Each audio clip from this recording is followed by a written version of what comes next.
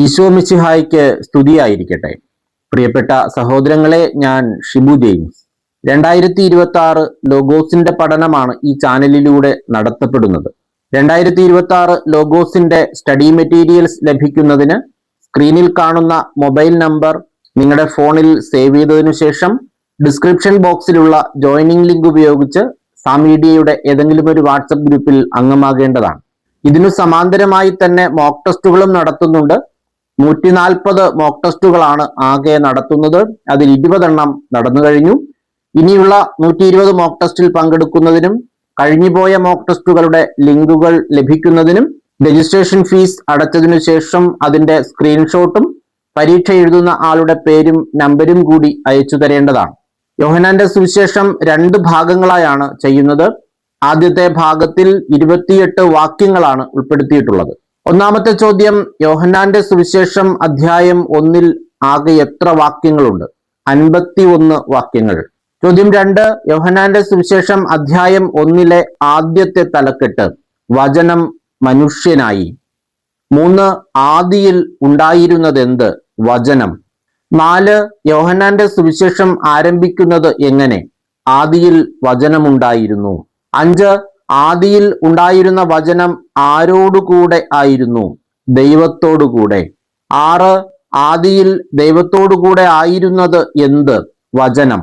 7, ആദിയിൽ ദൈവത്തോടുകൂടെ ആയിരുന്ന വചനം എന്തു തന്നെയായിരുന്നു? ദൈവമായിരുന്നു. 8, അവൻ ആദിയിൽ ദൈവത്തോടുകൂടെ ആയിരുന്നു. ആര്? വചനം. 9, സമസ്തവും അവനിലൂടെ ഉണ്ടായി. ആരിലൂടെ? വചനത്തിലൂടെ. 10, യോഹന്നാൻ 1:3 പ്രകാരം വചനത്തിലൂടെ ഉണ്ടായതെന്ത്? സമസ്തവും. 11, ഒന്നും അവനെ കൂടാതെ ഉണ്ടായിട്ടില്ല. ആരെ കൂടാതെ? വചനത്തെ കൂടാതെ. 12, അവനിൽ, അതായത് വചനത്തിൽ ഉണ്ടായിരുന്നതെന്ത്? ജീവൻ. 13, ആരിലാണ് ജീവൻ ഉണ്ടായിരുന്നത്? വചനത്തിൽ. 14, വചനത്തിൽ ഉണ്ടായിരുന്ന ജീവൻ ആരുടെ വെളിച്ചമായിരുന്നു? മനുഷ്യരുടെ. 15, മനുഷ്യരുടെ വെളിച്ചമായിരുന്നതെന്ത്? വചനത്തിൽ ഉണ്ടായിരുന്ന ജീവൻ. 16, ആ വെളിച്ചം എവിടെയാണ് പ്രകാശിക്കുന്നത്? ഇരുളിൽ. 17, ഡാഷ് ഇരുളിൽ പ്രകാശിക്കുന്നു. യോഹന്നാൻ 1:5 പ്രകാരം പൂരിപ്പിക്കുക. ആ വെളിച്ചം. 18, അതിനെ കീഴടക്കാൻ ഇരുളിന് കഴിഞ്ഞില്ല. ഏതിനെ? ആ വെളിച്ചത്തെ.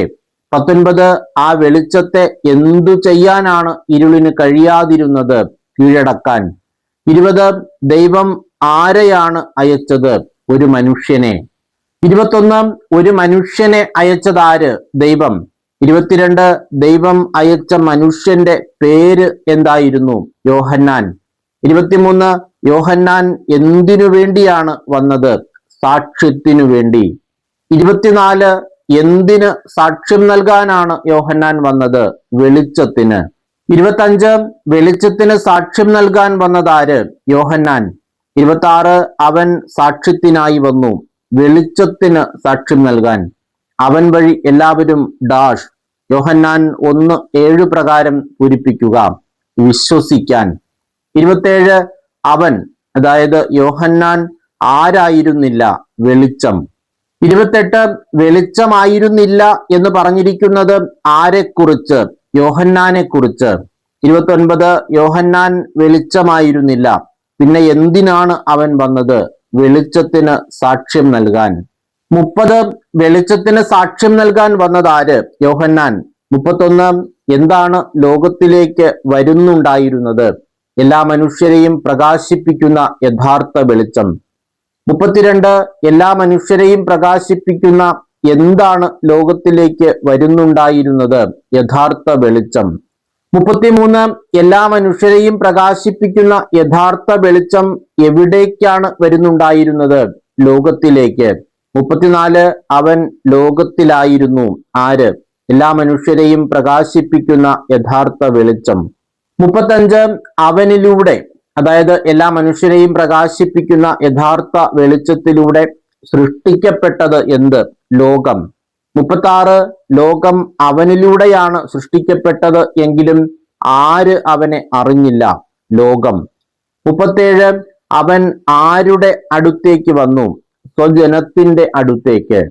38. എന്നാൽ അവർ അവനെ സ്വീകരിച്ചില്ല. ആര്? സ്വജനം. 39. സ്വജനം അവനോട് എന്താണ് പ്രവർത്തിച്ചത്? അവനെ സ്വീകരിച്ചില്ല. 40. ആർക്കാണ് ദൈവമക്കളാകാൻ അവൻ കഴിവ് നൽകിയത്? തന്നെ സ്വീകരിച്ചവർക്കെല്ലാം, തന്റെ നാമത്തിൽ വിശ്വസിക്കുന്നവർക്കെല്ലാം. 41. തന്നെ സ്വീകരിച്ചവർക്കെല്ലാം, തന്റെ നാമത്തിൽ വിശ്വസിക്കുന്നവർക്കെല്ലാം അവൻ എന്തിനാണ് കഴിവ് നൽകിയത്? ദൈവമക്കളാകാൻ. 42. അവർ ജനിച്ചത് രക്തത്തിൽ നിന്നോ ശാരീരിക അഭിലാഷത്തിൽ നിന്നോ പുരുഷന്റെ ഇച്ഛയിൽ നിന്നോ അല്ല, പിന്നെ എങ്ങനെ? ദൈവത്തിൽ നിന്ന്. 43. അവർ ജനിച്ചത് ദൈവത്തിൽ നിന്നാണ്, എന്തിൽ നിന്നല്ല? രക്തത്തിൽ നിന്നോ ശാരീരിക അഭിലാഷത്തിൽ നിന്നോ പുരുഷന്റെ ഇച്ഛയിൽ നിന്നോ അല്ല. 44. അവർ ജനിച്ചത് രക്തത്തിൽ നിന്നോ ശാരീരിക അഭിലാഷത്തിൽ നിന്നോ ഇച്ഛയിൽ നിന്നോ അല്ല. യോഹന്നാൻ 1:13 പ്രകാരം പൂരിപ്പിക്കുക, പുരുഷന്റെ. 45. യോഹന്നാൻ 1:13 അവർ എന്ന് പറഞ്ഞിരിക്കുന്നത് ആരെക്കുറിച്ചാണ്? വിശ്വാസികൾ. 46. യോഹന്നാൻ 1:13 അവർ എന്ന് ഉപയോഗിച്ചു കാണുന്നത് ഏത് കൈയെഴുത്ത് പ്രതിയിലാണ്? ഗ്രീക്ക്. അത് ഫുട് നോട്ടിൽ കൊടുത്തിട്ടുള്ള കാര്യമാണ്. 47. യോഹന്നാൻ 1:13 അവർ ജനിച്ചത് എന്ന് ഗ്രീക്ക് കൈയെഴുത്ത് പ്രതികളിൽ ഉപയോഗിച്ചിരിക്കുന്നത് എന്തിനെ സൂചിപ്പിക്കുന്നു? ദൈവത്തിൽ നിന്നുള്ള വിശ്വാസികളുടെ ജനനത്തെ. 48. യോഹന്നാൻ 1:13 അവർ എന്നത് ഏകവചനമായി ഉപയോഗിച്ചു കാണുന്ന കൈയെഴുത്തു പ്രതികൾ ഏതെല്ലാം? പ്രാചീനങ്ങളായ ചില ലത്തീൻ സുറിയാനി കൈയെഴുത്ത് പ്രതികളിൽ. 49. പ്രാചീനങ്ങളായ ചില ലത്തീൻ സുറിയാനി കൈയെഴുത്ത് പ്രതികളിൽ യോഹന്നാൻ 1:13 ഏകവചനമായി ഉപയോഗിച്ചു കാണുന്നത് എന്തിനെ സൂചിപ്പിക്കുന്നു? യേശുവിന്റെ ജനനത്തെ. 50. എന്താണ് നമ്മുടെ ഇടയിൽ വസിച്ചത്? വചനം മാംസമായി. 51. വചനം മാംസമായി നമ്മുടെ ഇടയിൽ വസിച്ചു, അവന്റെ നമ്മൾ ദർശിച്ചു. യോഹന്നാൻ 1:14 പ്രകാരം പൂരിപ്പിക്കുക, മഹത്വം. 52. നാം ദർശിച്ച അവന്റെ മഹത്വം എങ്ങനെയുള്ളതായിരുന്നു? കൃപയും സത്യവും നിറഞ്ഞതും പിതാവിന്റെ ഏകജാതന്റേതുമായ മഹത്വം. 53. കൃപയും സത്യവും നിറഞ്ഞതും പിതാവിന്റെ ഏകജാതന്റേതുമായ എന്താണ് നാം ദർശിച്ചത്? മഹത്വം. 54. അവന് സാക്ഷ്യം നൽകിക്കൊണ്ട് വിളിച്ചു പറഞ്ഞതാര്? യോഹന്നാൻ. 55. യോഹന്നാൻ അവന് സാക്ഷ്യം നൽകിക്കൊണ്ട് വിളിച്ചു പറഞ്ഞത് എന്ത്? ഇവനെ പറ്റിയാണ് ഞാൻ പറഞ്ഞത്, എന്റെ പിന്നാലെ വരുന്നവൻ എന്നെക്കാൾ വലിയവനാണ്, കാരണം എനിക്ക് മുമ്പ് തന്നെ അവനുണ്ടായിരുന്നു. 56. എന്റെ പിന്നാലെ വരുന്നവൻ എന്നെക്കാൾ വലിയവനാണ്. ആരെക്കുറിച്ച് പറഞ്ഞു? യോഹന്നാൻ യേശുവിനെ കുറിച്ച്. 57. എന്റെ പിന്നാലെ വരുന്നവൻ എന്നെക്കാൾ വലിയവനാണെന്ന് യോഹന്നാൻ പറയാൻ കാരണമെന്ത്? എനിക്ക് മുമ്പ് തന്നെ അവനുണ്ടായിരുന്നു. 58. അവന്റെ പൂർണ്ണതയിൽ നിന്ന് നാം എല്ലാവരും എന്ത് സ്വീകരിച്ചിരിക്കുന്നു? കൃപയ്ക്കുമേൽ കൃപ. 59. എവിടെ നിന്നാണ് നാം എല്ലാവരും കൃപയ്ക്കുമേൽ കൃപ സ്വീകരിച്ചിരിക്കുന്നത്? അവന്റെ പൂർണ്ണതയിൽ നിന്ന്. 60. ആര് വഴിയാണ് നിയമം നൽകപ്പെട്ടത്? മോശ വഴി. 61. മോശ വഴി നൽകപ്പെട്ടത് എന്ത്? നിയമം. 62. കൃപയും സത്യവും ആരു വഴി ഉണ്ടായി? യേശുക്രിസ്തു വഴി. 63. യേശുക്രിസ്തു വഴി ഉണ്ടായതെന്ത്? കൃപയും സത്യവും. 64. ആരും ഒരിക്കലും കണ്ടിട്ടില്ല ദൈവത്തെ. 65. പിതാവിനെ വെളിപ്പെടുത്തിയതാര്? പിതാവുമായി ഗാഠബന്ധം പുലർത്തുന്ന ദൈവം തന്നെയായ ഏകജാതൻ. 66. പിതാവുമായി ഗാഠബന്ധം പുലർത്തുന്നത് ആര്? ദൈവം തന്നെയായ ഏകജാതൻ. 67.